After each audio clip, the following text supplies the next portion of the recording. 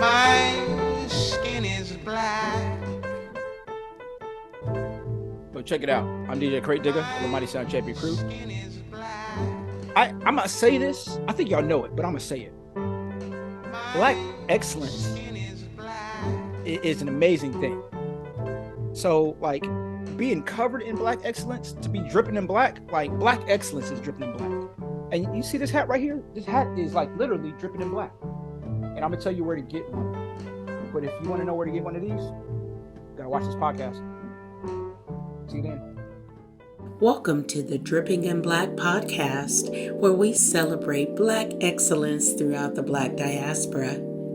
Our special guest host is Dominic Lawson from the Black is America podcast. What's up, good people all across the world? This is the Dripping in Black podcast. I'm your guest host, Dominic Lawson. Now listen, over the next couple of episodes of Dripping in Black, you will see different guest hosts. But even with that change, you can still expect dynamic and deep conversations. Now, you may remember me from last season of Dripping in Black. Feel free to go ahead and check out that episode. But if you didn't, I am a multi-award winning podcaster. My baby, one of my shows is Black is America, where we highlight little known African-American figures and stories. But I also serve as the host, editor, and producer of podcasts at Meadows Behavioral Healthcare, where I run the show Beyond Theory and Recovery Replay. So that's a little bit about me, but I'm not the reason you came to Dripping in Black today. So let me go ahead and introduce you to our fantastic guest. He is a 27-year veteran of the art form known as DJing. He has residencies all around the world, and he's also been a TED Talk speaker and is a professor. He's a good friend of mine as well. He is one of one. He is Krate Digga. DJ Krate Digga. What's up, my man? What's going on, brother? How you feeling? Man, I'm living a dream, brother. I'm living a dream. So I got to do this real quick. So obviously, we're doing this guest host thing on Dripping in Black, and I got the proper uniform on so the people can see. DIBK dripshop.com. But up underneath, man, I gotta hold you down. I see you, brother. I see you, brother. I gotta hold you down a little bit. If I had the setup going out, you get a couple of air horns. I appreciate it, man. No problem, man. So definitely so glad to have you on Dripping in Black, and thank you so much for your time, man. So listen, I kind of gave the people a little bit about what you do and what you have done, but who are you though? Let's get into that, because that's what we do on Dripping in Black here. So who is Krate Digga?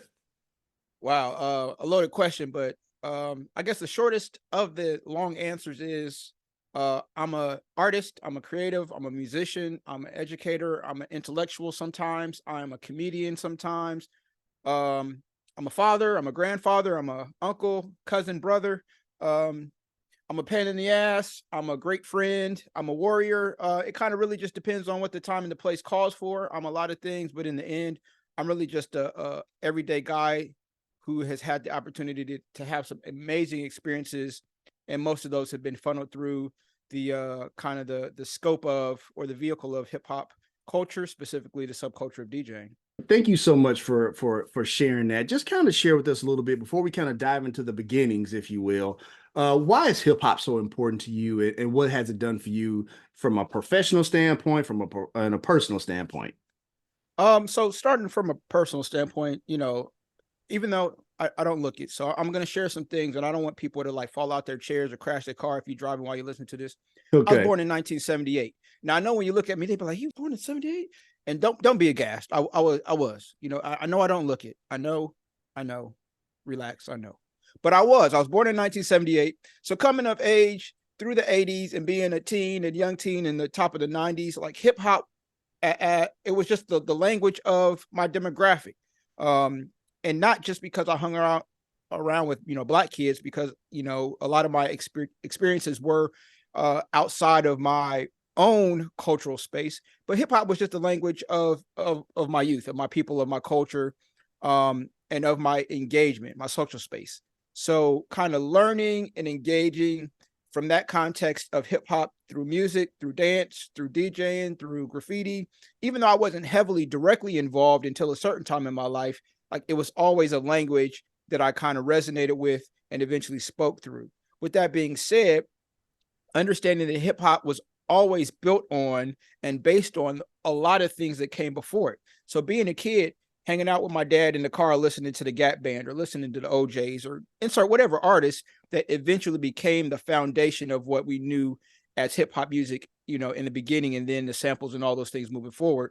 It was for me a very, like, I don't want to say basic, but it was just a natural transition from my father's generation and my mother's generation into my own being.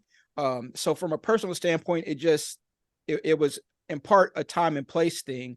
But then from a professional standpoint, and even before it was like really professional, like even in my development, being a teenager and being part of a summer group that used hip hop as a tool for prevention, drug and alcohol prevention and sex education through my peers, you know, hip hop once again was just the vehicle for that communication and for that engagement. And then moving into, you know, my late teens, early 20s, you know, I started DJing in 1997, but I didn't start learning to DJ to become a DJ. It was just, once again, the natural kind of the natural movement of who I was already as a musician. And it was just the next page and the next phase and the next opportunity for me to expand myself as a musician. I got good at it quickly and really enjoyed it. So it became something that, you know, moving forward from there became a profession. But hip hop as a whole, like when we speak about hip hop culture, it's really just who I am, how I am, the language I speak, the way I move, the way in part that I view the world and engage the world.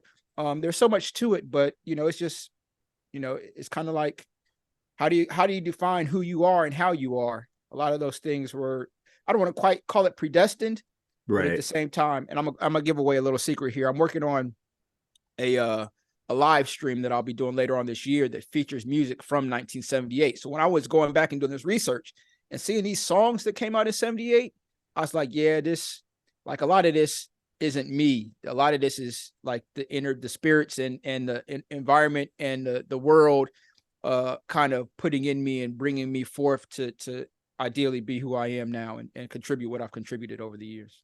You know, I mean, there's no denying, Krate, that like, you know, hip hop and your life have run parallel with one another. You know what I mean? So it makes complete sense. And I would be remiss if I didn't mention your latest mix and latest set featured, you know, songs from 1997 and stuff like that. Clearly a pivotal year for you on your journey, man. But, you know, I want to ask you something that you talked about just now, because, you know, working in behavioral health, man, I can't not ask this question about some of the work you're doing with like alcohol abuse and stuff like that. You even talked about that in your TED talk from a few years ago. Kind of talk about that work a little bit.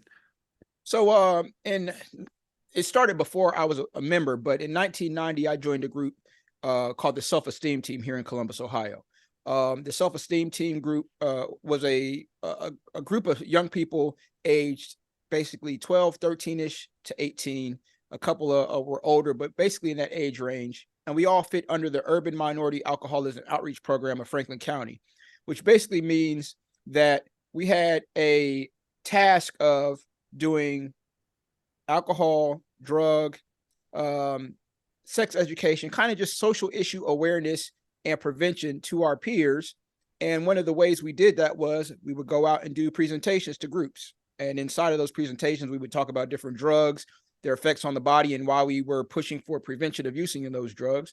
We'd also talk about, you know, making choices, you know, staying away from violence, all those things that you deal with as a teen, preparing yourself to become a young adult. But we didn't just go out and do talks and kind of preach at folks. We used hip hop as a vehicle for that engagement. So we were writing raps, songs, skits, basically presentations. And those presentations / performances were ways that we were engaging those young folks in a entertaining but educational manner. So that kind of was my first push into actively being part of hip hop culture.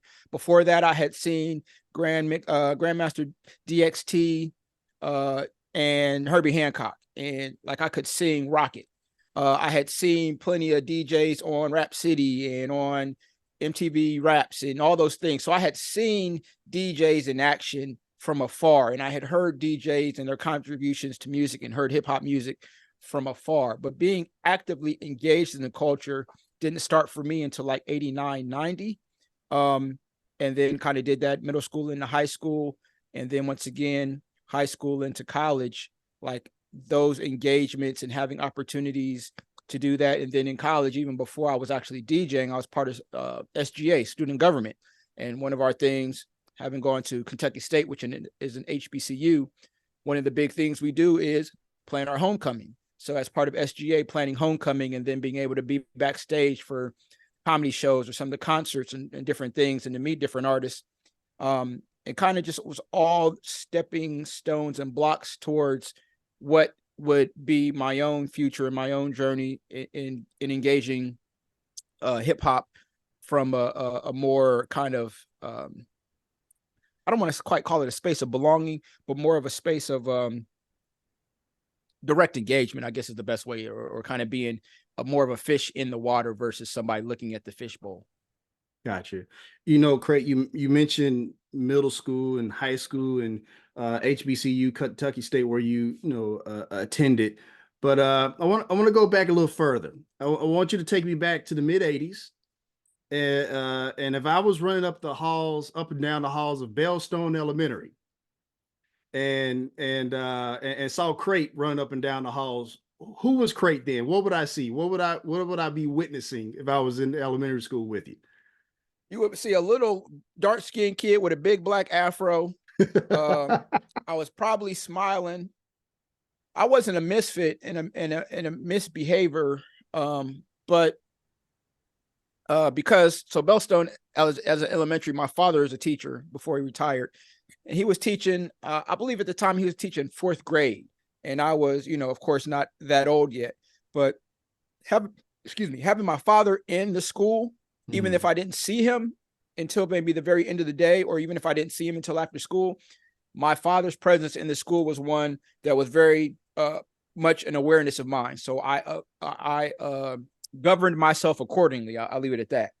But I was pretty outgoing. I had a good time. And because my father was a teacher in the school, it kind of made me cool, so to speak, to some of the older kids.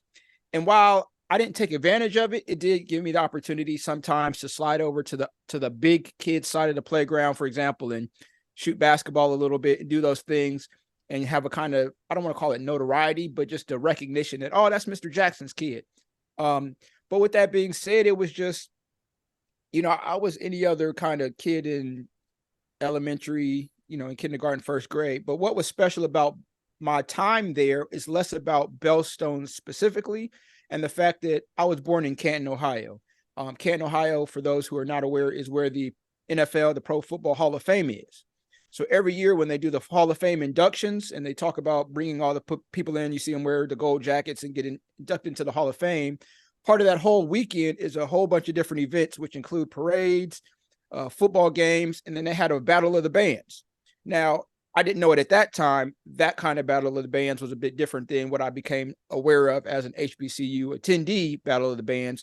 But seeing those bands perform as a kindergartner, 1st grader was a very, very impactful influence on me. So going home and beating on pots and pans and all that, and mom was like, nah, we ain't having that. So my mom bought my first drum. It was a little Fisher-Price drum, and I feel like I still got a picture of it somewhere. But that was the first like cognizant memory I had of kind of being into music beyond just listening to it in the car. I found some old pictures of me being a little baby, like laying on my stomach, hitting a drum. But like the first cognizant memories of intentionally being a musician started, when I was at Bellstone and when I was a little kid, in Canton, Ohio, before we moved to Columbus. And doing, research and doing some crate digging myself, right? I see, you kind of dabble in different instruments, right? Not just in DJing, but also guitar. And I guess your early days of percussion came with those pots and pans, huh? Yeah, for sure. If it wasn't that, it was mom and dad smacking me on the butt when I was making too much noise with those pots and pans. Gotcha. Rhythm is rhythm, but right. Yeah. So like, so for they me, like, yeah. No, go ahead. No, I say so. For me, it was really just, looking back, it makes so much sense. But in the contemporary of the time, it was like, this little kid saw the bands. Now he's beating on pots. I get it. But like then moving forward, and I'm sure we'll talk about it, like moving forward in the different musical experiences and influences I had, all before engaging directly in hip hop was for me, I think, very I don't want to say influential because it's much more than that, but it was very like imperative that I had, for me at least, I've had the training and the engagement and opportunity and exposure in the order that I've had it. So when I got to the space of physically being able to learn to DJ, I had a certain skill set and a certain understanding and conceptualization of music that allowed me, in my opinion, to kind of excel as a DJ. Even before I had the skill set to do a lot of things, I had an understanding and an idea theoretically of what I wanted to do creatively that allowed me to push into spaces that a lot of folks weren't really pushing in to at the time. So, Krate, let's get into that part. The DJing, right? You started to, in middle school where you start to gravitate in that direction and stuff like that. When did you know, like, you know what? I'm kind of dope at this. I'm really good at this. Like, what was that moment like? I don't know, because I don't know exactly when I fully realized like I was good. Like I knew that.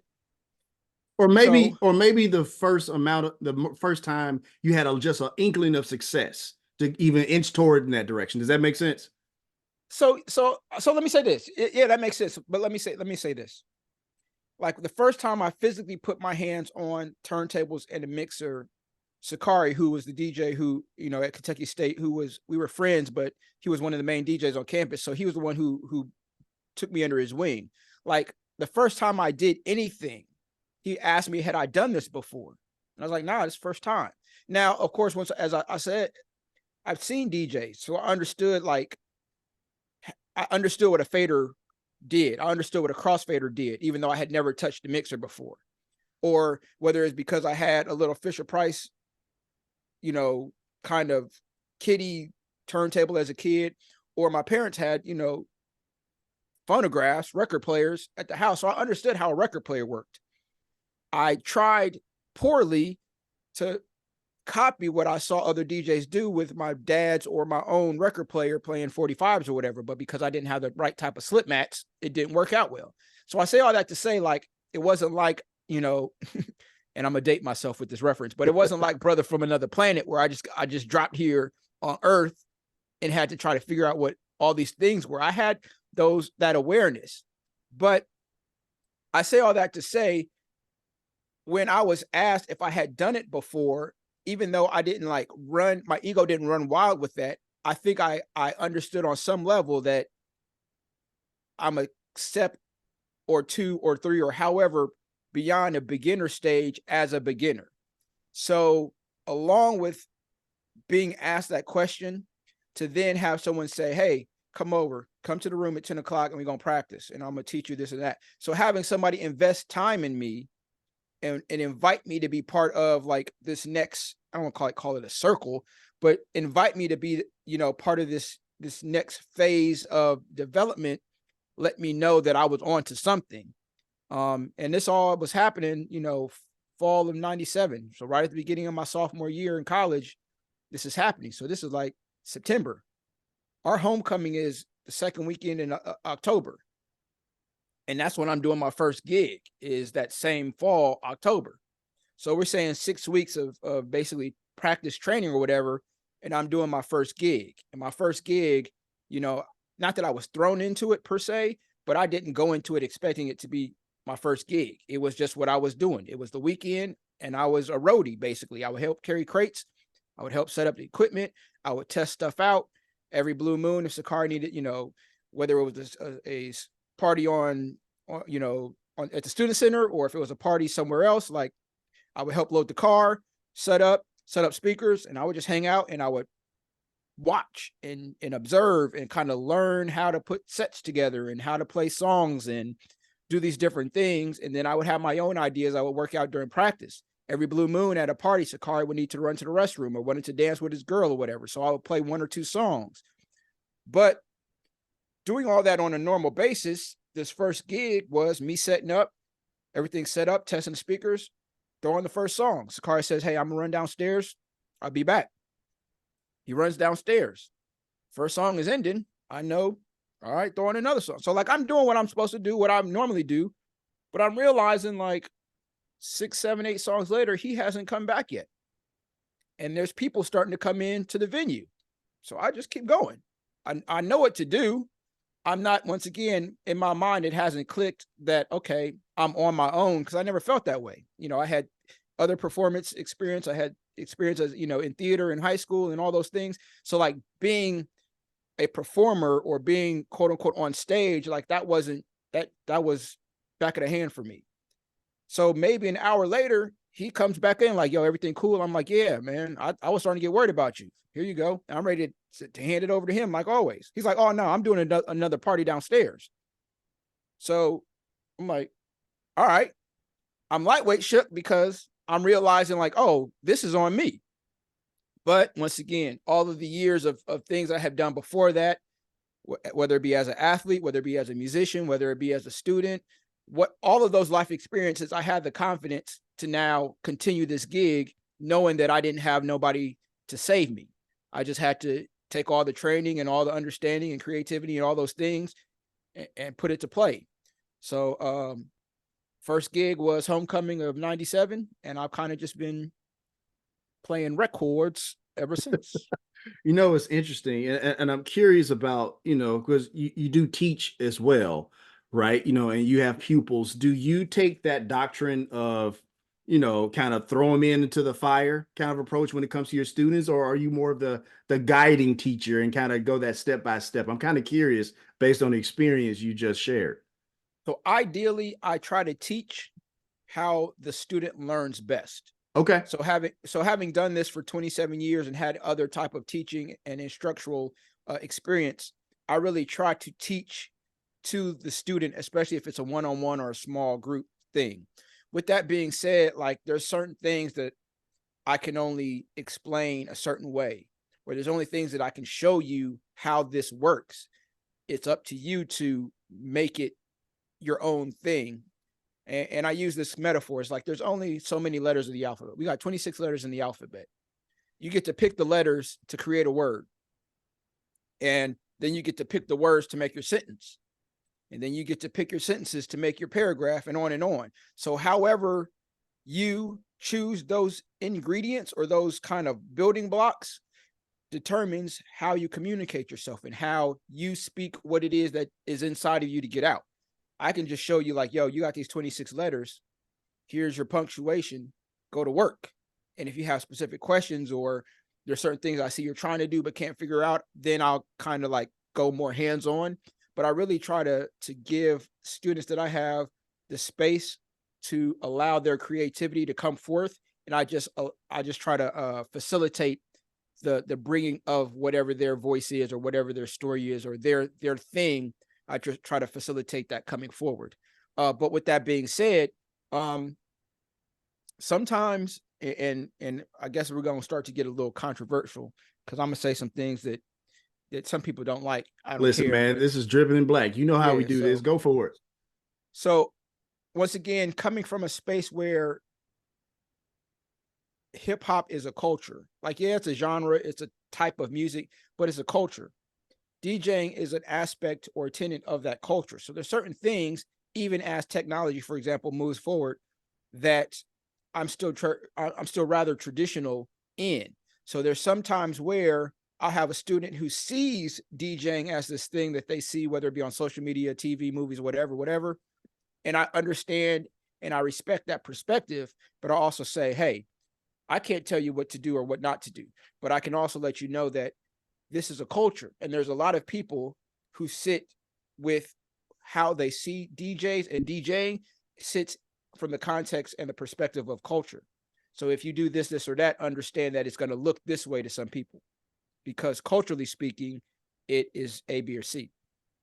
Or even if you're going to do something like myself for the, you know, once again, I started in 97, and for the first 10 years of my career, roughly 10 years of my career, I only use vinyl. And as you can see, I got plenty of records all around me, you know, and I got plenty more other places. But even though I moved to using a laptop, I used a laptop not because I needed the laptop to do anything for me. it's because I didn't want to carry 4 crates of records around every gig. I didn't want to start paying almost as much as I was getting paid to do a gig when I traveled as I had to pay for baggage. I didn't want to have to carry all those, or I wanted to be able to have more music than I could fit in 4 crates. So I say that to say that it was less about the technology and about how the technology is used. So if I have a student who has, for example, a controller, and that controller has a button that imitates scratches, I can't tell you not to use that button. But I can also say that, like, if you're going to use this button to imitate scratches, then at some point I'm going to ask you, what are you DJing for? Just have the computer do the mixing for you, or have the technology do the thing for you. So once again, to your question, I try to engage students from where they're at and where they're trying to go. I believe that your why determines your how in a lot of ways. So if you just want to learn how to work this equipment so you can be a DJ, do gigs, make money, get girls, get dudes, get drink tickets, be famous, whatever. If I choose to be a mentor to you, I'm going to give you the information to allow your why to manifest. Or if you're like, hey, I want to make money, but I also have a respect for and an interest in the culture and all those things, then I'm going to engage you from a space of what your why is. So once again, in my opinion, there's no like one way, or there's one thing, or there's one method when it comes to my teaching. But I also fully understand that every student is not the same. And I feel like I owe it to anybody I agree to mentor or to be an instructor to, because that's how that's how I was, treated as a student. I was treated as an individual looking to learn, and not just somebody who had eyes and ears for them to just kind of talk at or show at, or expand, the teacher or instructor to expand or exercise their ego of an audience on me. It was true intentional pouring into, true intentional engagement, true intentional development, true and intentional apprenticeship. And once again, for those interested in it, if other things align, that's how I teach when it comes to DJing specifically. Some of the stuff you were talking about, Krate, reminds me of a story that you've told before, and I came across this story that I'm gonna ask you a little bit later. Okay, you was talking about the laptop and stuff like that. You probably know where I'm going with it. I think you know where I'm going with it, but I'm gonna ask you that. But yeah, I'm gonna ask you that a little bit later. So once again, faux show. Absolutely. You are just a reminder. You are listening to the Dripping in Black podcast with my guest, Krate Digga, and I'm your guest host, Dominic Lawson. So listen, man. We both have a mutual friend who has an award-winning podcast about DJing, because, friends with you, friends with him, I've learned a lot, especially when it comes to the psychology and stuff like that of the art and stuff like that. Obviously, I'm referring to my friend, Dr. Wayne Peterson. Now, he don't have a doctorate yet, but I'm speaking into existence. But obviously, we're talking about Al Pete. He might have one, and he just ain't told us about it. That's true. That is true. If Brother Peterson, like I know, and he might have one and just ain't told us yet. he might have a clandestine doctorate. That is for sure. That is for sure.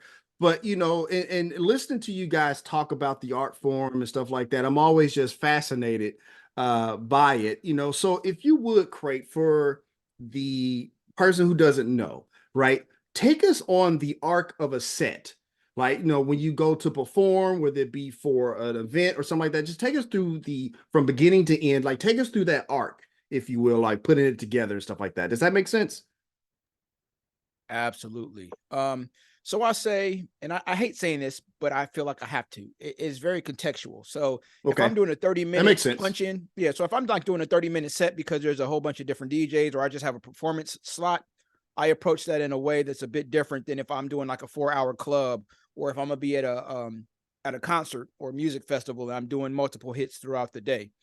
But generally speaking, I have to decide, who am I talking to? Who am I speaking to? Like, what is the audience? And not just who is the audience, but like, who is the audience?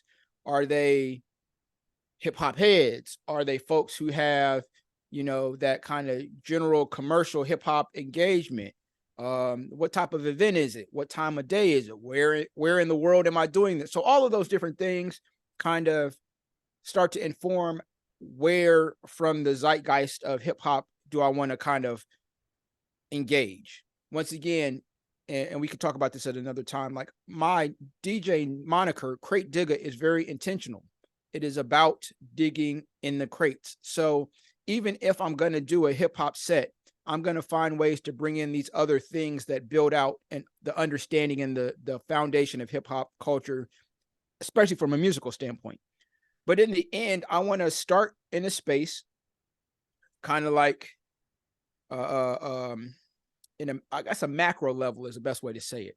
And ideally that be at a space where everybody is kind of comfortable and aware. And I want to do different things to show that A, I am a competent DJ. B, I'm playing these songs that we all have a general reference or understanding of. So you kind of start to trust and feel comfortable. And then I'm going to start to do little things here and there to not necessarily impress, but but once again, to inform and prove that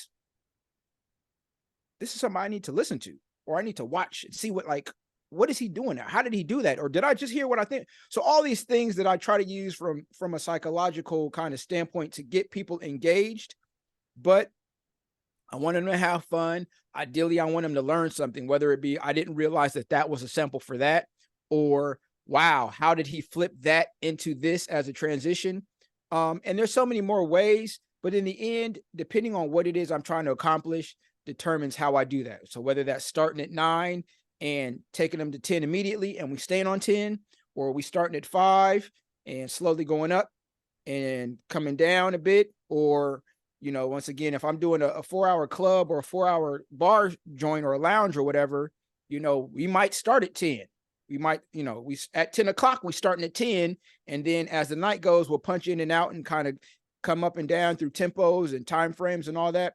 But in the end, my job for me and my perspective is to take people, and this is so cliche, but it's absolutely to take people on a journey through time, through music. And ideally, the music that I use isn't just about those songs, but it's about what do you attribute to those songs? What experiences have you had in your life that align with the time frame that these songs came out?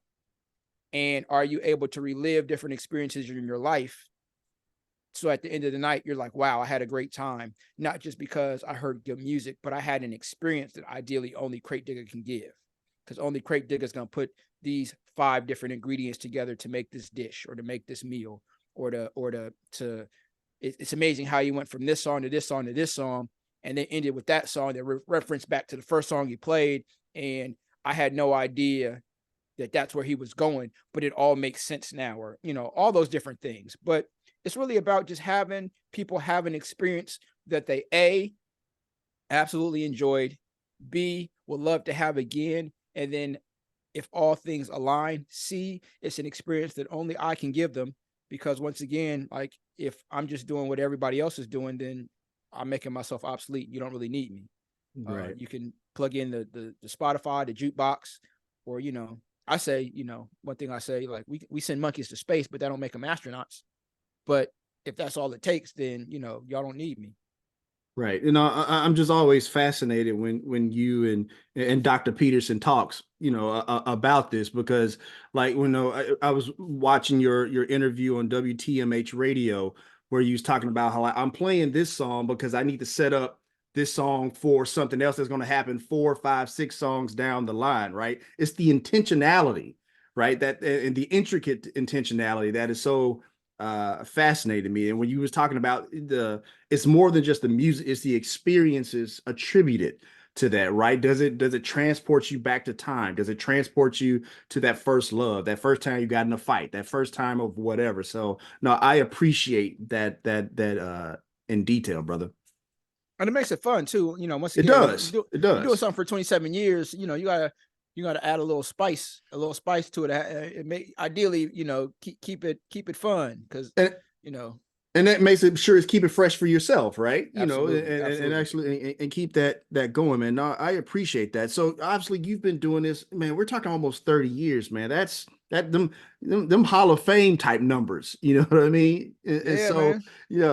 and so, you've done, you've had like residencies in Taiwan and Argentina. I seen you done it, sets and performances at museums. I want to read something you said a few years ago in the Columbus Dispatch, where you was talking about the legitimacy of the art form. You said, quote, "It gave me the opportunity and a platform for people who, quite frankly, were never going to go to the clubs. It offered me a level of legitimacy for some people to say, oh yeah, he's at a museum. He must be an artist, right?" And so when you think about, that quote and where you are now, man, what comes up for you?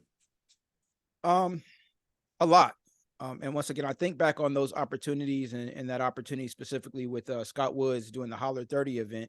Um, and so just a lot. I'll say this: a lot of Okay. people see hip hop as a music genre first, and even inside of that music genre, their vision of hip hop is very particular. I won't give a judgment about that, but I understand that and see that they're very specific about what they see hip hop being.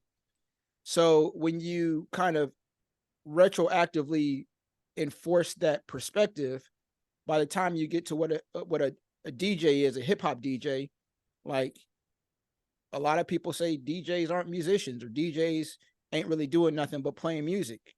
So or even if they're like scratching or whatever, it's like I don't really it's noise or it's what so all of these different things that people who don't really have a full understanding of the culture don't have an understanding of.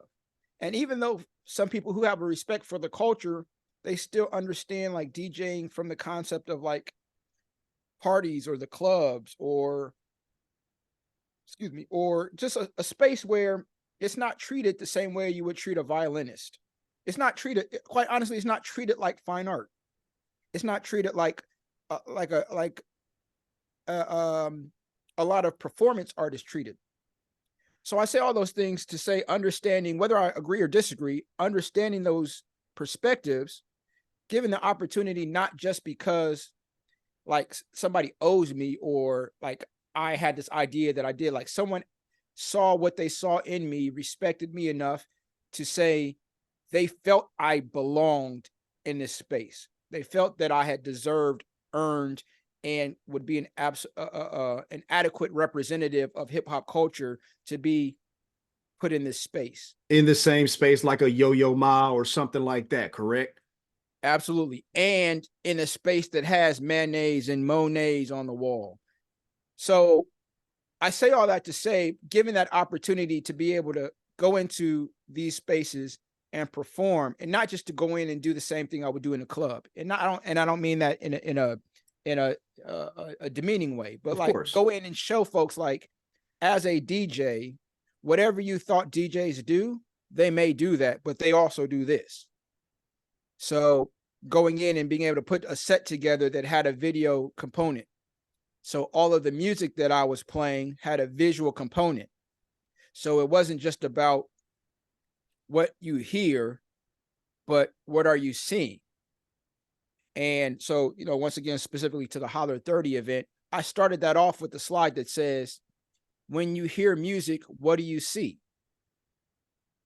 And when you see things, what do you hear?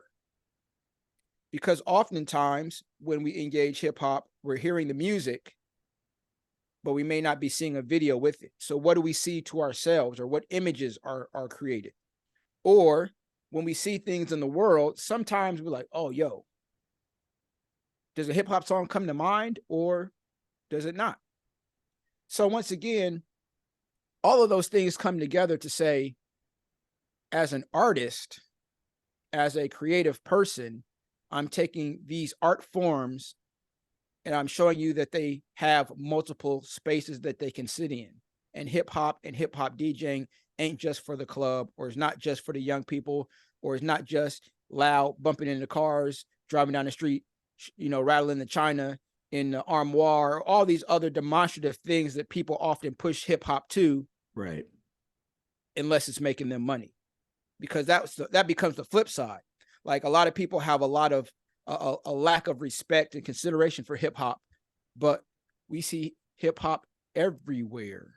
Like hip hop selling toasters, hip hop selling cars, hip hop in backing NBA and NFL, and hip hop being used as reference points for weathermen. And like hip hop is literally everywhere. And the only place I really don't see hip hop, and this is a general statement, but kind of pointed at the same time, or I should say an overgeneralization, but rather pointed at the same time, is like I see hip hop everywhere doing everything other than selling and celebrating hip hop. Now that's shifted a bit because we just came off the 50-year, anniversary and celebration of hip hop. But if you really think about it, before last year specifically, like you can go pretty much anywhere and hear hip hop.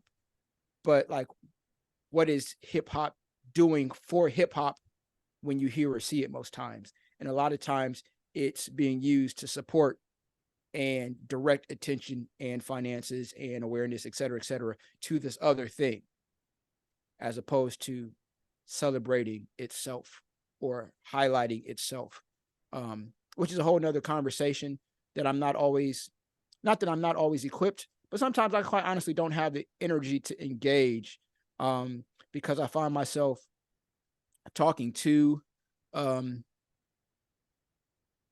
I just have to say it. I find myself talking to, especially on social media, people who don't have a full understanding of hip hop as a culture.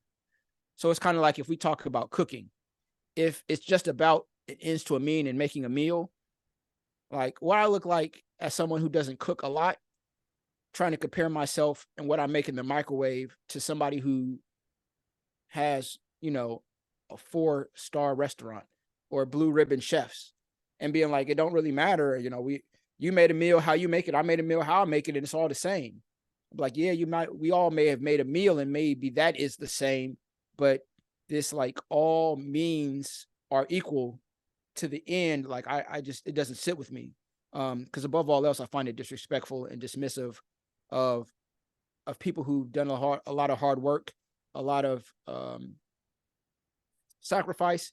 And specifically, I find it demeaning to my ancestors, both contemporary ancestors and standing ancestors, when we kind of approach things like, as long as, you play music and I play music, and the fact that I'm having this technology do all the work for me and you're physically doing it yourself, like none of that matters, because we all have the same product in the end, or the output in the end. I'm like, nah, that doesn't sit well with me. So when you asked me at the very beginning, like, who am I? Like, that's when the the jackass and the warrior, that's when those hats start to come on, because I start to engage it not from a space of my opinion versus your opinion, but now you're not going to just dismiss my heritage and my culture and the ancestors and the people and the things that came before all of the things that we do now, for you to have such a kind of dismissive attitude about it. Right. And let me just ask this. So as a steward of the culture, right? Again, you talked about this earlier. DJing is one of those pillars, one of those main pillars of the culture, right? As a steward of that culture, what does it look like to shift that narrative where hip hop does sell hip hop itself? Magic wand, I'm gonna give it to you. Do it. I don't know, to be very honest, because one thing about culture is, even in traditional culture, like there's a lot of things that don't change, but culture by definition is something that's alive. So it will have change, it will have growth. That doesn't mean that it can kind of just be redefined in ways that is very self-serving, in my opinion, oftentimes. But, I don't think hip hop culture, DJing culture specifically, because turntables have evolved over the years, or mixers have evolved over the years, or people use phase instead of actual needles, or use laptops instead of having a single record for every song they want to play. Like, yes, those are technology advancements and changes from the absolute traditionalism of it, but it can still maintain a level of traditional reverence and a level of traditionality in it. The same way when we speak about, I have a history in West African percussion. So the way drums are made now, generally speaking, is the same way they were made thousands of years ago. Now, some of the things have changed versus, for example, using nylon rope versus twine, or versus using leaves and braiding leaves together to make rope, for example, or how trees are cut down and shaped. So there can be development in culture, but that doesn't mean we have to eschew all levels of tradition with it. So I say all that to say that I think there's a way that we can separate the culture of it from the commodity of it, but still maintain each and allow each to move in its own space. But once again, what's always difficult for me, and I don't know, I fully come to grips with it myself, is how even in the growth of tradition and in the growth of culture, we start to redefine things, because now we're not growing, we're changing. And I think when we change culture, sometimes change in culture helps it grow, but changing a culture sometimes is not it growing, it's actually killing it, and it's leading it to its demise. So to answer your question, I don't know. I think theoretically it always starts with perspective and a mental awareness.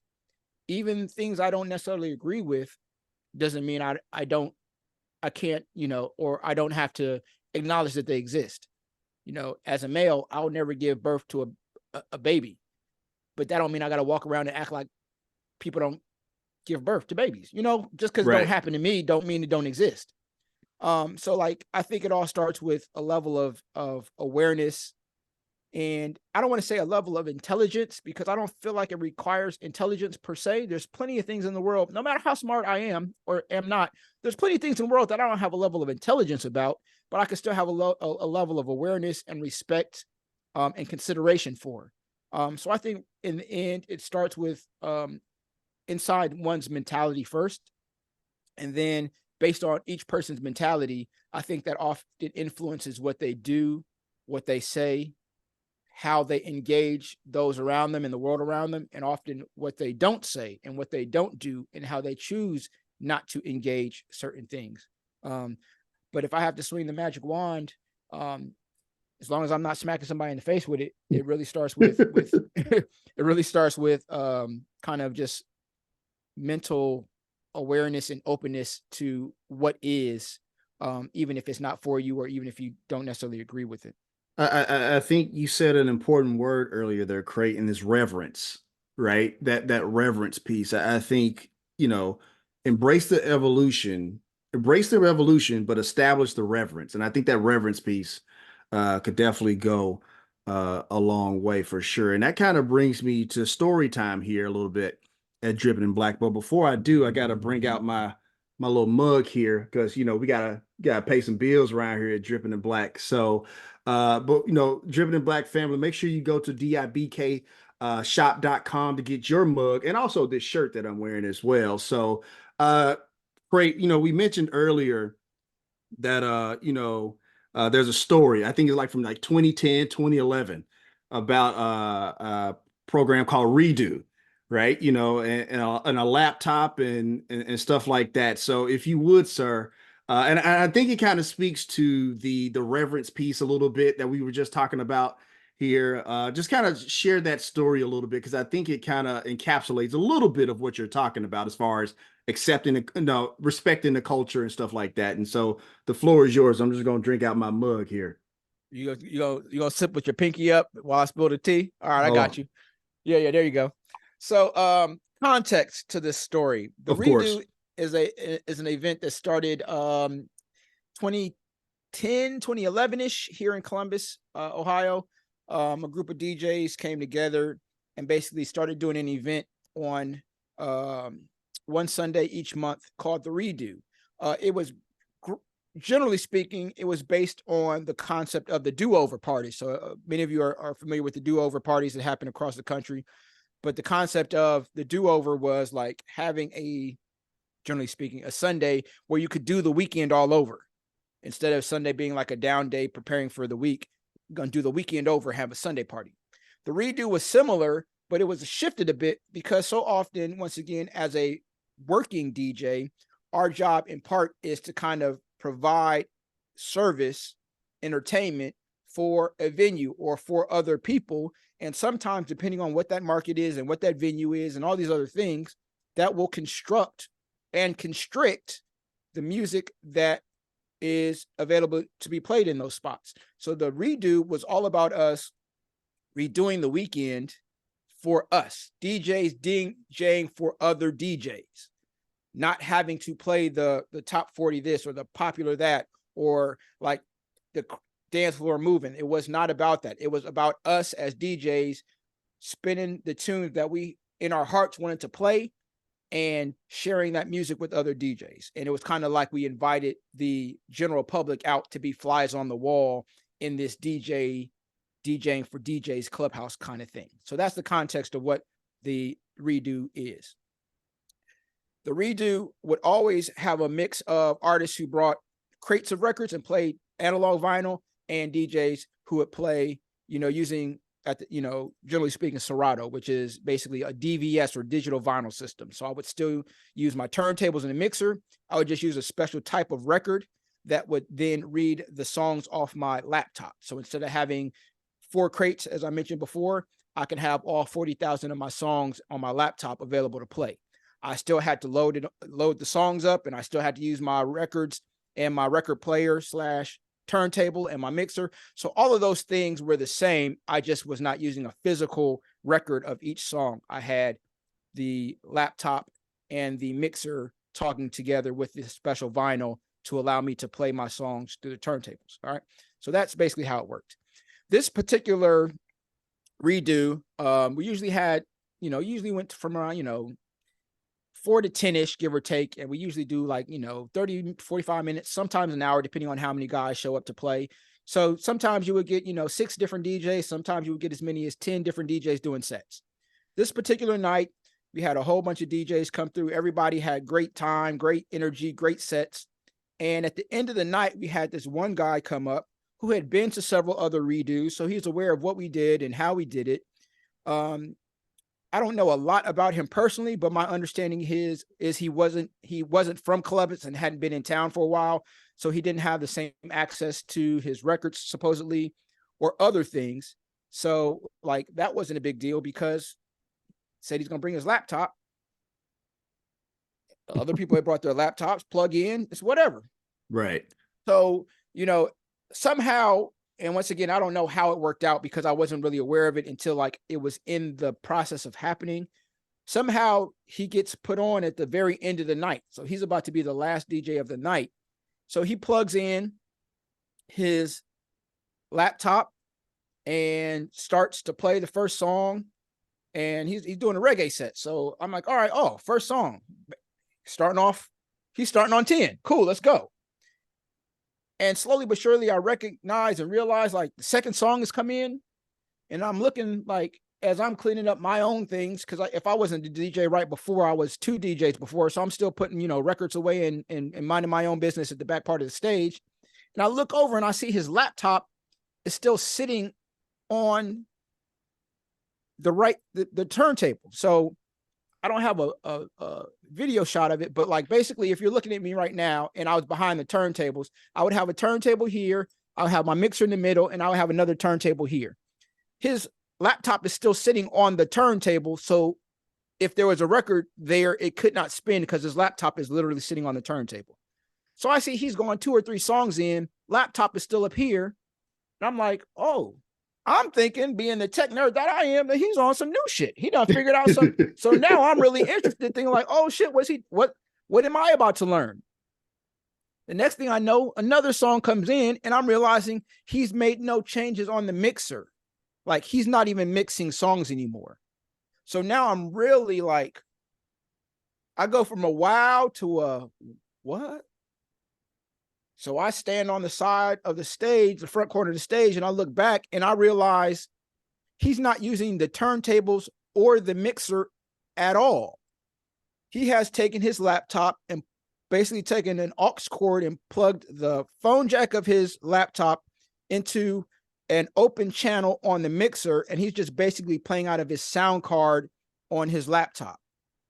And then I look over, I'm like, is it like, so maybe he's having tech issues and like wants to, like, I'm giving him all of the grace in my, and I don't want to say I'm giving him the grace, but like in me trying to figure out what's going on, at no point until it gets to that point do I think like he's on some foolery. I'm thinking that like, all right, maybe something's not right and he's just working through it and trying to figure it out, right, and whatever. But as I look over now, connected to his laptop, he's got a wired mouse and a mouse pad on the opposite side of the turntable, and he's basically just loading songs into a program called Virtual DJ, which is a different DVS system. But one thing about Virtual DJ specifically, it is a virtual DJ, which means you basically load the songs like you would in Spotify in a playlist, and the program does the scratching and the blending and does the things that the DJ would physically do to move from song to song. So now I'm like, what the like, nah, like what? And once again, even though I am somewhat personally offended, but I'm more offended like why would you, like, having been to so many of these events, and I had seen the dude out, and it's not like he didn't know anybody. I just wasn't like, we didn't have any direct or personal like relationship or whatever, but it's like I had seen him out enough to know he knows what we do at the Redo. right. My understanding of who he was is he was a DJ. He just didn't have access to all his stuff because he was new to the city. My understanding was, theoretically, once again, I don't know. I always defer to me tripping. I always defer when there's a confusion. My first deference is there's information that I don't have. So I'm thinking like they say he just moved here. So I'm thinking maybe he got his equipment is packed up or his records are in storage or whatever. Right. But so I look at the back of the mixer and see that he's run his aux cord into the channel. I was like, nah. So I unplugged the aux cord out the back of the mixer and I grabbed the mic. I'm like, hold on, we got to stop. And I'm not doing this to front him. Right. But once again, like, it's an integrity piece, right? Right. It's very clear. It's like very clear what we're doing. Exactly. And what you're doing does not align with what this event is. Now, if this was just to show up and play your music thing, wholly different conversation, wholly different thing. But this was a very specific, a very clear understanding of what we were doing, who was doing it, and who we were doing it for. So for anybody to think that plugging in their computer to the mixer, like they were plugging it into an amp or into their car or into a speaker system for their laptop to trigger their DJ performance, and you were just going to sit up there and mockingly plug your wired mouse into your laptop and cue these songs and let the computer do all this work after we've had all these DJs come up here and perform, like, you're following your ego, and your ego is about to hit you with the Thelma and Louise. Like, your ego setting you up to take you off the cliff. Right. So I unplug it and I grabbed the mic. I said, hold on, we got to stop now. And I say, I remember this very clearly to this day, many years later. I'm like, yo, the song selection is dope. Like, you rocking it. This is not about the music you choosing to play, but the Redo is an event that's very specific in who we are and how we are. And this is not how we do this. Somebody takes the chords from me and plugs it back in. It's like, let him work. Let him do his thing. I'm like, no, like, I'm not going to let him do his thing, because what he's doing is not what we do here. The same way, if he wanted to get on and rock the turntables like everybody else and play country music, I'd be like, whatever. Because this is not about, once again, the Redo is not about just playing music. Right. Because if that was the case, I'd go up there with my phone, or I would go up there with a mix that I had pre-recorded and made perfect, and I would just go up there and play my mix. That is not what we're doing. So it turned into this big thing, and he got all huffy, and I know he was embarrassed, and I don't feel bad about it, but that wasn't my intention. And he's on the other side of the stage, huffing and puffing and acting like he want to get. I'm like, listen, if you want to fight me, like I'll fight you, but that's not what this is about. This ain't about you. Other than you and your ego felt like you could do whatever you wanted to do and not have respect for what this event is. The same way that no matter what we was doing as DJs, dudes weren't coming up and just grabbing the mic and freestyling or rapping, because that's not what the event was. And once again, the fact that he didn't have enough respect for what the event was, not about respect for me or respect for DJ pioneers, or like, you just didn't have enough respect for what this event was to fall in line. And now your ego, Thelma and Louise, is flying through the air in that I don't even know what kind of car that was, but y'all done left the cliff, and there's nowhere to go but down into the abyss of explosion. Right. Because once again, it was a lack of respect. So so that story comes up from time to time, and I don't retell it gleefully like of course not. You know, like no, like I yeah, no. So like and people ask me about it, and I chuckle about it, because it's in hindsight it is funny, but like it's so ridiculous to me. But once again, this happened in 2010, 2011-ish. So this is before I had moved. So I'm marking the time in my mind while I was still at this other apartment.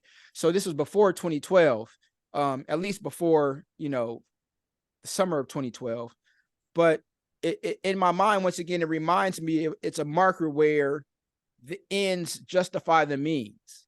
And because, and I can't speak for him per se, but I see it in so many different ways. But because I wanted to be on that stage and I wanted to be seen and treated the way I see these other people treated, instead of doing the things it takes to get that, I'm just going to do what I got to do or what I can do to take that and not necessarily earn it. And I don't mean, once again, earn it in the sense that I am the purveyor of what is or what isn't, but right. But you are a steward of the craft. You are a steward and a protector of the culture, right? So it's like I think it takes, going back to what we was talking about earlier, you have to stand in the gap sometimes. Right. Absolutely. And I think that's all that was. And I get it. You're not trying to tell the story gleefully and stuff like that. It's an example of what we were just talking about, I think. Yeah. So, just to close out that story, one thing that, and once again, I'll just say it as a part of the story without any kind of judgment or valuation of it, is after the fact. And once again, as I mentioned, it comes up from time to time and people joke about it. But one thing that happened after the fact is several people, whether they be like pioneer DJs that some of you may know from decades ago to now, or even some of my friends and contemporaries that I'm known in the local Columbus area, I won't say they all, but a lot of them hit me up and said, yo, that was wild. That was crazy. But even though, regardless of what they may or may not have done or what they thought about it, they say, I understand why, and I respect why you did not let that continue. Right. So once again, I never did it for any reason other than this is the redo. We have these different criteria. This doesn't fit inside that criteria. And I'm okay with saying, let's stop this. It's not like there was never going to be another redo. Redo's still going strong now. Over 10, once again, this is 2010, 2011 this happened. So we talk about 14, 15 years ago, roughly. Not like he couldn't have came back the next month and worked inside the structure. Once again, my belief is that it was ego, and having been to a couple of different redos and seeing the DJs be the quote unquote kind of the focus of attention, he wanted that attention too, and listened to his ego instead of other options. And that's how it played out. Absolutely. And I don't know if he ever came to another redo again, but Krate, that story reminds me of a quote from an NYU professor. I can't remember his name right now, but he said basically, and this speaks to being a steward of the culture and the craft, right? You might be the only one standing when everyone else is seated. You might be the only one speaking when everyone else is silent, but you may be the one, that critical voice, that critical body that gets everybody else to moving. And I think those other DJs are saying, listen, I probably wouldn't have did that, but I'm glad you did because it was important to the culture, the art form, and what we do. And so S Squared, our producer, with his integrity as he stands on integrity. Krate Digga stands on integrity. And so if you know Krate personally like we do, it's par for the course. It's par for the course. Once again, we are wrapping up here with DJ Krate Digga here on the Dripping in Black podcast, man. Listen, man, you've been doing some some different kind of teaching online and stuff like that. You're from studio to stage pieces that you have on YouTube, and also you've been doing some OBS stuff. As Square was just saying, man, you spewing knowledge and doing a whole TV production, a whole production while you're talking to us and stuff like that with the camera angle changes and stuff like that, man. Kind of talk about, well, let me flip it a little bit, because we've talked often personally about how, you have gurus in certain genres and industries, or quote unquote gurus, right? And they give you that surface level type of information, right? So just kind of talk about that a little bit and why you thought it was important to, all right, listen, this is what it looks like. This is the meat and potatoes. Let me go ahead and put it out there. Kind of talk about that a little bit, Krate. So yeah, I have never been one who believes that like withholding information gives me any level of power or control over things. I absolutely believe that like information is just information, and I have never had a problem sharing that information. And some may say, even like in hindsight, maybe I should be a bit more, not necessarily stingy, but maybe like I shouldn't share information as willingly as I share it. Maybe I even if I say, okay, they're right. With that being said, I absolutely understand, specifically when we speak about creatives specifically African American, or we'll just say, we'll use the general term of POC. So people of color in the creative industry specifically, regardless of the level of creativity we may have, we are always, generally speaking, treated as if we don't have what it takes to do these other things that are kind of, and I don't quite call them white facing, because that's not what it is. But it's like, yeah, he's creative, but he doesn't know how to do this business part, or he's been frozen out of these opportunities to learn these other things that are very much easy in comparison to the work that he does as a creative person, or she does as a creative person. Or, once again, I don't want to go off on it, but like if we just talk about corporate culture, like corporate culture and building a network, and why certain types of people have network and access to resources, isn't because Black people don't work hard and aren't in the space to build the network. No, there's a whole system aligned, and you can walk down the line of the system that relegates and minimizes opportunities. So if it's hard for me to get into college, then it's hard for me to graduate.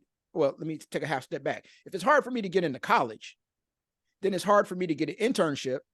Then it's hard for me to get a degree. And then it's hard for me to get a job to even get me on the floor and working with this team to do the networking that these other people who may not have the same level of or capacity that I have, but they have the access to get that job and get on that floor with that team and build the relationships and the network or whatever. And then as that exponentially grows out, et cetera, et cetera. So taking it back to the question, I believe that as more information that I can do my part to share, it allows for the floor to rise. All right. So if the floor rises and we're all have access to this information, it's not about doing it the way I say to do it or doing it my way. But if you're aware of what OBS does, for example, and you can use OBS to add into your Zoom, or add into your StreamYard, or add into your Twitch stream, or add into your YouTube or whatever, then ideally I'm giving you information for you to make your thing better.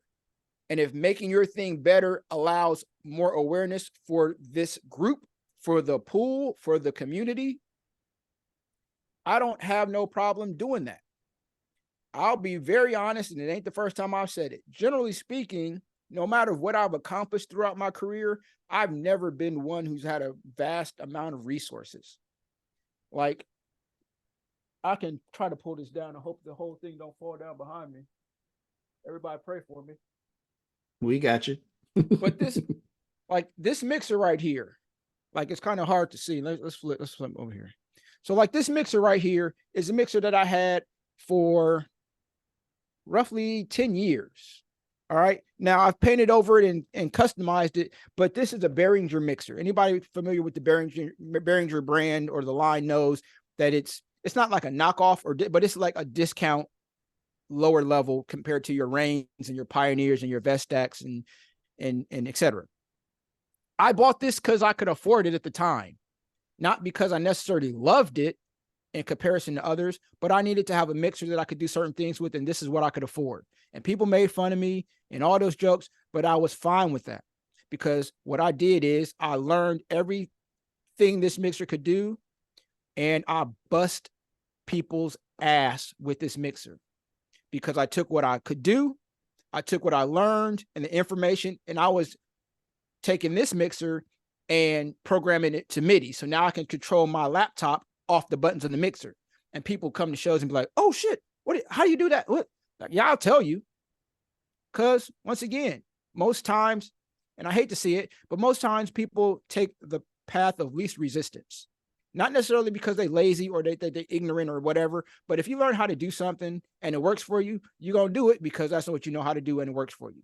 But if you can know that there's other ways to do something and either add to it or change or just be aware that there's other ways to do something, I have no problem sharing that. And I don't have any problem with people learning from me, not because it's about me, but learning those things. Because in the end, I believe when you have options, you can make choices. And once again, specifically creatives of color, too often we don't have options. So we get stuck making choices based on what we can do versus what we want to do.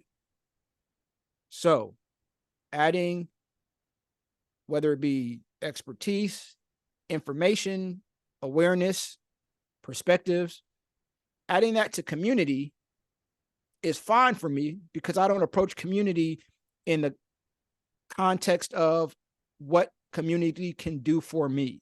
You're not trying to commodify the community. Yeah, lots of folks approach community in the context of community is you for me. Like, you can go online and see people like, yo, I'm on this app or whatever, and I'm trying to build a community. Follow me. Like, there's nothing wrong with that, but it's telling to me, like, you want to build community by telling people to get behind you, as opposed to, I want to build community. Let me engage and bring something, quote unquote, to the table, bring value, bring expertise, bring perspectives. Or if I want to build community and I know that getting likes and comments on my posts elevate my posts, I'm going to go and like and comment on other people's posts because I know that brings value to them. And theoretically, they will see that and they will engage. But once again, this community being you for me, I don't agree with that. I feel like it should be reciprocal and there should be reciprocity, and it may not always be 50-50, and it may be me helping you and 3 times in a row, and then you coming back and helping me 2 times in a row, then me helping you once and you helping me twice, etc. That's all good.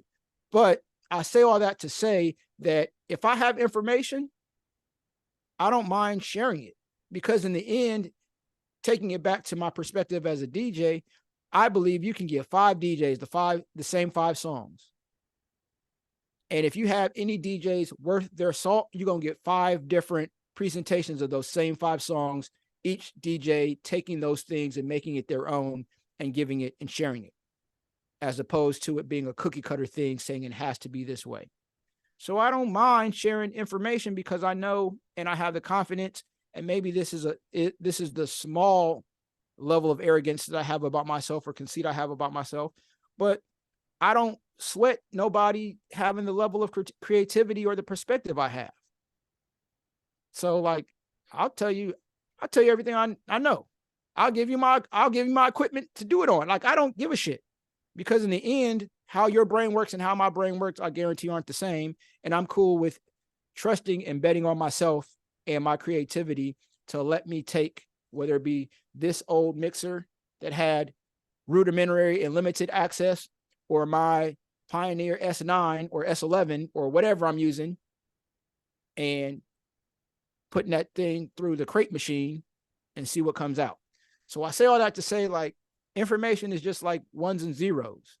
But like, if you don't have any form or focus to what you're trying to turn those ones and zeros into, it don't matter. I mean, it's like YouTube. You can talk about all the things you can learn on YouTube, but if people don't want to sit down and listen and learn it, or don't want to go in and try to implement it into what they do, that ain't because there's no information. It's up to people to engage and inform and influence and reflect or not. And it's not just me. It's a whole lot of people sharing great information. Right. But those people sharing great information aren't always the loudest. They don't always have the most followers. They don't always have the prettiest live stream set up, or, all those other things. So once again, if we, back to, in part, the story and the question you asked and the story that I told about the redo, sometimes it's just the people who have the integrity or have the willingness to stand up and say, nah, this is some bullshit. And I'm saying it's bullshit because I don't care if everybody in this room ain't my friend no more. Like, I'll be okay. A lot of people, and this is something, I won't say I struggle with it, but I have to remind myself, there are some people that are absolutely not okay with even considering or feeling like people won't like them. So a lot of their engagement happens to fall in line with doing things that are not going to ruffle feathers or rock the boat, or they may do things that they don't actively believe in, or may even know is wrong, but I don't want so-and-so to be mad, or I don't want there to be, whatever. And I'm not going to speak on my opinion or judgment about it or evaluation of it. I'll just say that I'm not one of those people. Gotcha. Once again, my why informs my how. Absolutely. No, I appreciate all of that, Krate, and I think the Dripping in Black audience is definitely appreciate that. Just definitely producing with what you have and going from there, and not being afraid to share that information. I think that's super important. So thank you for sharing all of that, brother. But listen, man, we got a special treat for you as we start to wrap this thing down. Just want to say again, thank you so much for coming on the Dripping in Black podcast today. Our guest was DJ Krate Digga. Man, as S Square gets that special gift ready for you, man, do me a favor and share where people can follow you, find you, websites, all the things. He got a special gift. He need my Cash App first, or no? So, yeah. So first, I'll say, of course, it's a pleasure, brother. As been referenced, Dom and I and S Squared and some other folks involved in Dripping in Black go back a bit. And it's always great to engage these folks, whether it be on, societal issues, whether it be on just having a good time, talking about the Waffle House, talking about sneakers, talking about music, talking about podcast, whatever it is. Every conversation we have, generally speaking, is always a great time. So being able to be part of this is a pleasure of mine.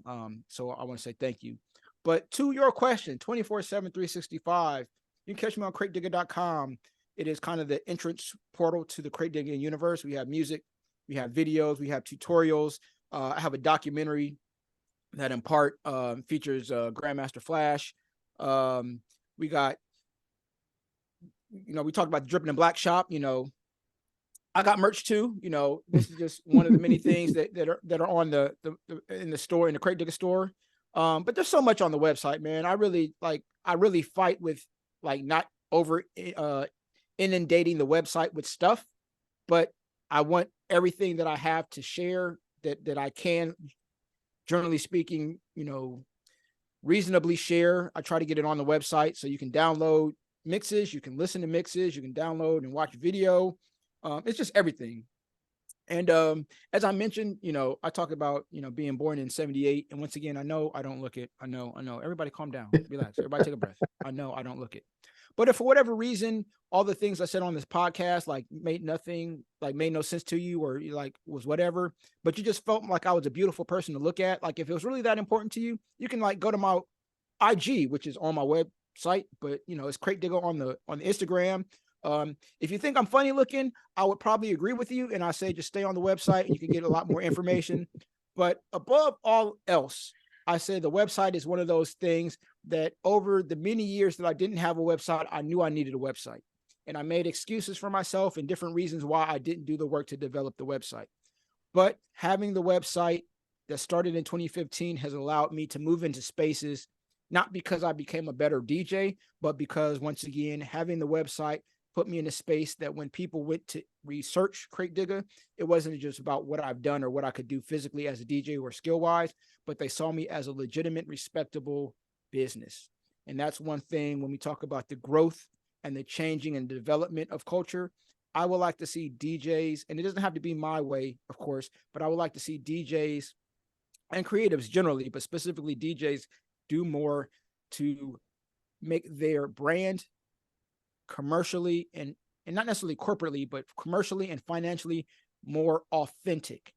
And once again, that may have absolutely nothing to do with your skill set, but as these times change and how people gauge authenticity and validate things in their own mind to make decisions, having, for example, for me, a website allowed me to do that. And or if IG, YouTube, Vimeo, whatever else crashes tomorrow, I have a space where I can house my own content and share it with the world without being relying on, all of these other things if they were to go away. So I say all that to say, consider having yourself a website, or, take it old school, get you a blog or a, RSS feed, podcasters know all about that. I'm not really hip to it fully, but find your way and find a space for you to share your creativity and your perspective and your brand. And once again, mine is kratedigga.com. No, man, I appreciate that, man. That's great insight for our listeners, especially as it speaks to the art versus the business. And you have to navigate both of those things. So I appreciate that, man. But like I said, we think S Square got something for you. And before I let you go, man, all artists like to be recognized through multiple mediums, right? Art, articles, features on other people's work, stuff like that, blogs, like you mentioned, what have you. And so, but there's nothing like a magazine cover. So before we let you go, man, I think S Square got something going to send down to Columbus here shortly to kind of memorialize you being on Dripping in Black. Looks like it's coming up. There it is, brother. There it is. You had to hook you up, man. Yeah, I like that. I like that. I was starting to get worried. I thought you was gonna have a picture of me, like he's gonna make me put me on Playboy or something. I was worried. I got a lot of pictures and video on the internet, and S Squared is a low key genius. I didn't know he was about to put my head on a horse body or what was going on, but that's dope. I like that. Nah, man. I like that. You know how we do it on Dripping in Black, man. Everything is in Black excellence. So you wanted to make sure you send you out with something was super great, man. Super great. So again, thank you so much, DJ Krate Digga, for coming on. Like he said, DJ KrateDigga.com. And again, thank you for the Dripping in Black audience. Listen, if you make sure, go to the Drip Shop. It is open for business. DIBK DripShop.com for the latest drip merch, like this mug here, right? Or this shirt that I'm wearing. And as once again, I just want to say to the man behind the glass, S Squared, thank you so much for the opportunity for being a guest host. But more importantly, thank you to the Dripping in Black family for allowing me to be here and give you a great conversation. Thank you for listening. Thank you for viewing. Thank you for supporting. And thank you for subscribing. And until next time, be kind, be loving, be excellent on purpose. It's a choice. Keep it black. Peace.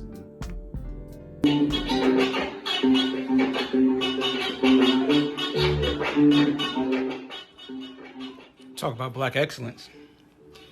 Hip hop is Black excellence. Created by Black kids in the Bronx. Now it influences the world, pop culture in America and beyond, overall culture worldwide. If that ain't Black excellence, I don't know what is.